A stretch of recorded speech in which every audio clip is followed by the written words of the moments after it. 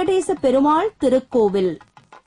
மூர்த்தி சிறிதானாலும் கீர்த்தி பெரிது என்று உணர்ந்து சற்று சிறிய அளவில் இருக்கும் இவ்வாலயத்திற்குள் நுழைகிறோம்.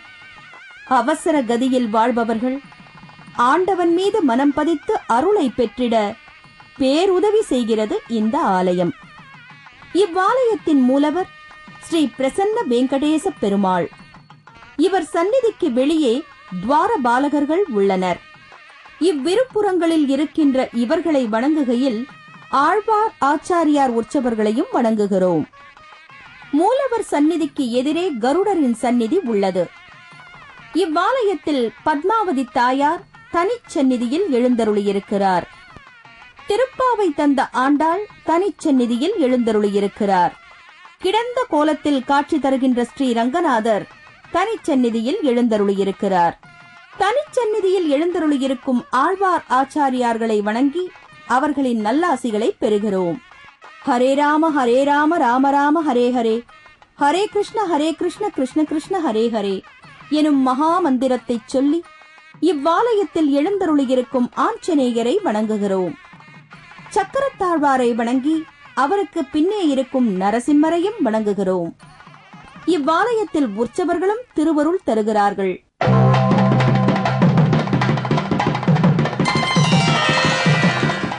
ஆயிரத்து 957 ஆண்டில் இங்கே முதலாக பிராண பிரதிஷ்டை நடந்தது.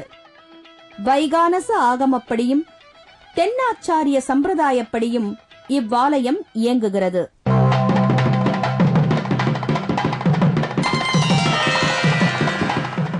திருவல்லிக்கேணி பார்த்தசாரதி பெருமானின் அபிமான ஸ்தலமாக விளங்கும் இவ்விடத்தில் ஸ்ரீரங்கத்தைப் போலவே இங்கும் கூட ஸ்ரீ ரங்கநாதர் தெற்கு நோக்கி கிடந்த கோலத்தில் காட்சி தருகிறார்.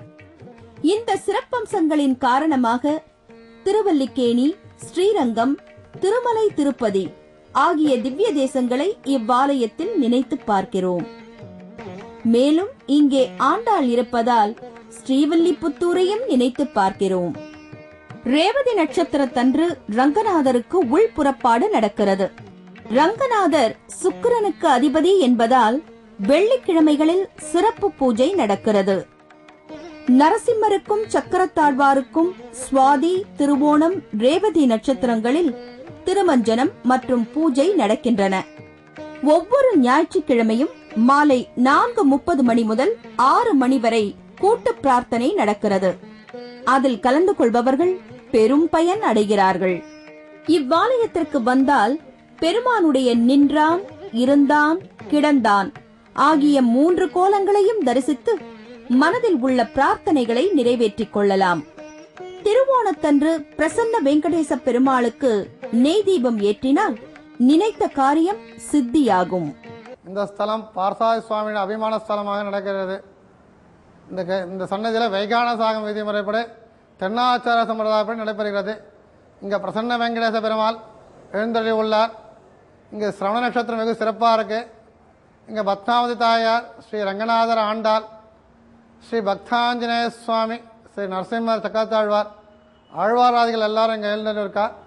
இங்கே ஸ்தலம் விசேஷமாக பிரார்த்தனை பண்ணி நடக்கக்கூடிய ஸ்தலமாக இருக்குது. இங்கே வைகான சாகம பிரகாரம் நடக்கிறதுனால பவித்ரோற்சவம், லக்ஷாஸ்திரம், நவராத்திரி, பங்குனி உத்திரம், சித்ரா பௌர்ணமி போன்ற விசேஷ தினங்கள்லாம் வெகு சிறப்பாக நடந்துட்டு இருக்கு.